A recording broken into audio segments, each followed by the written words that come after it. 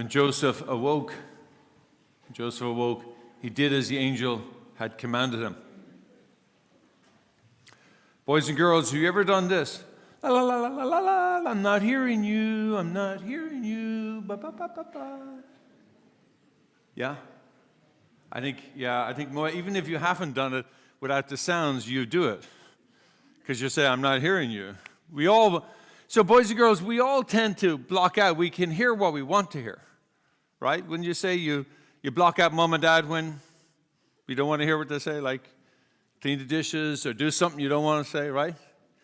Well, truth be told, boys and girls, you're not the only ones who do that. Spouses do it to each other all the time, too. What? Oh, were you talking to me? Oh, what? For heaven's sakes, I've been talking to you for the last 15 minutes. Oh, really? What? Oh, forget it. I won't bother. I mean, they even do it to their pastor. I'm just saying, it occasionally happens. They block him out as well. Oh, there he goes again. Off he goes. I mean, the reality is that we hear what we want to hear. And even when we do want to hear, we sometimes find it hard to actually hear. Hard to be attentive to what we want to hear. So here's the part is that we even do it to God. I mean, we may not even think we're doing it to God. It goes something like this. Hail Mary, full of grace, Lord is with thee. Hail Mary, full of grace, Lord. Hail Mary, God, I'm not hearing you. Not hearing you. Now, it's well meant, but we still block God out. The only consolation we have is today's readings. It's happened in ancient times. It's been going on for a long time. Here's this King Ahaz who was blessed by God to be the king, and he does the same thing. He does it in a little more pious way. He says, I would never ask God to speak to me. Oh, no, I would never ask him to come out. No, I wouldn't do that. Well, the prophet Isaiah hears this and just lets him have it. He says, oh, spare me, he says. You're going to treat God like that? He's already talking to you. And then he assures him that he's going to come. And of course, the prediction of Emmanuel. But here's the reality: is that Jesus, when Jesus comes on, we hear it over and over again how the many disciples and religious people, the Pharisees and the Sadducees and religious leaders, they block God out by talking at God, saying all the multitude of prayers nonstop, so just to keep God away. Now, we can go into motivation all we want, but not sure it's terribly helpful because the net output is the same. But what we look to as a contrast in today's gospel is how Joseph acts. Joseph hears God speak to him through an angel in a dream, and he wakes up and does what he's commanded. Now that is a contrast point as a person of faith. Now, at least we not understand how Joseph would have come to this. He must have been a man of profound prayer, that he would have recognized the voice of God in his dream, that he would have recognized that this was an angel and this was a message and this is for me and therefore this is what I must do. Because without a history of doing that, without a history of listening to God's voice, without a history of being able to recognize what God's voice sounds like, then he wouldn't have been able to do that. So of course, we're meant to act more like Joseph than Ahaz. But we have to be honest with where we're really at. We're more like Ahaz than we are like Joseph. Because we don't really spend a lot of time trying to listen to God.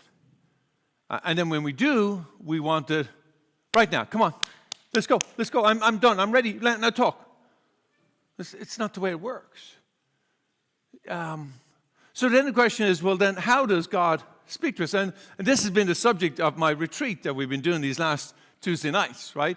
And last week we were talking about this very subject. How do we listen to God's voice? Well, first of all, the very question we have, does God talk to us? And the answer is yes, of course he does.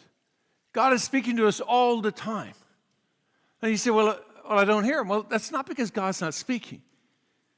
It's because we're not listening, or we don't know how to listen. So we have to work harder at listening. So then the question is, well then, how does God speak to us? Like, what does that look like? Well, God speaks through creation.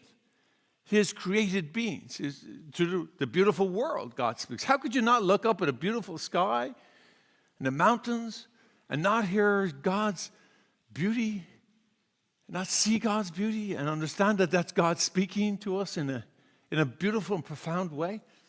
But God speaks to us in our thoughts, speaks to us in our emotions, speaks to us through our imagination, and as we hear today, speaks to us in our dreams. But we have to be careful. We have to figure out what does this look like, and we have to learn the language of God. So I know you're looking a little bit puzzled, but let me just look at it. So do dogs talk? You're confused. You look confused. I asked. Yeah, they do. They do talk, but do they use words? No, they don't. Well, at least, I mean, most dogs don't. Huskies probably do. Like, they seem to talk. But most dogs, they don't use words, right? But they're communicating. I mean, they're not talking as in words, but they're communicating. Now, like I remember I went over to one of my friends' homes, and I said, your dog wants to use the bathroom outside. How'd you know that? Scratching at the door.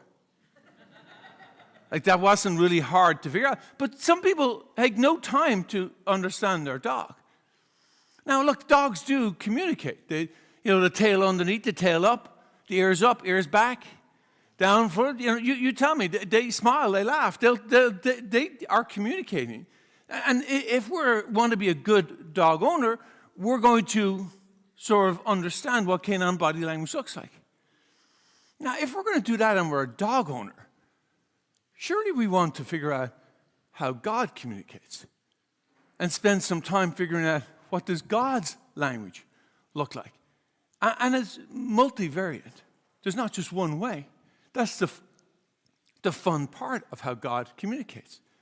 We can continue to hear and see God speak and communicate with us. But we've got to find time. We've got to carve out time to listen to God.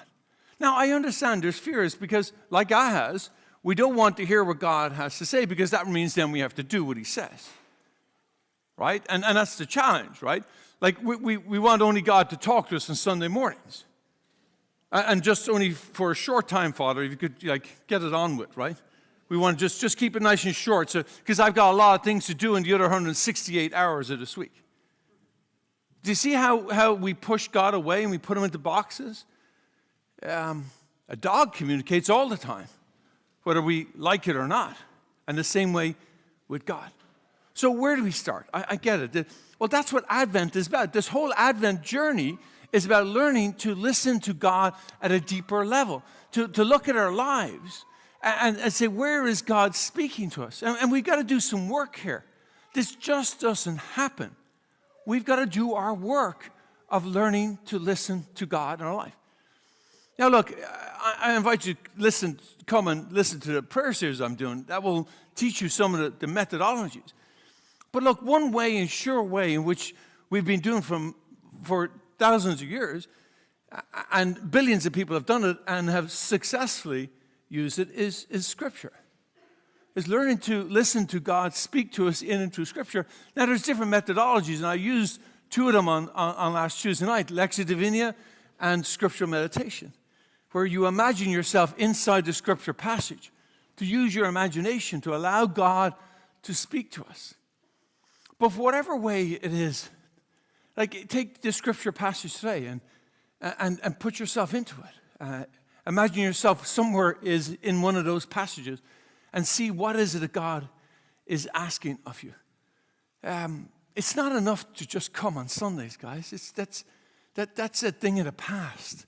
We've got to learn to listen to God every moment of our every day, because he's screaming at us. He's banging at the window of our lives, saying, hey, listen, I've got things to say to you. He wants to communicate how much he loves you. And he wants you to be assured of that, but he wants you to pass that message to others. That's the message of Advent. And so that's the message of Christmas. We're going to celebrate that he loves us so much, he came among us. But let's pause. Let's listen in our hearts what God is saying to you and I. And Jesus, when Joseph awoke, he did what he was commanded by the angel.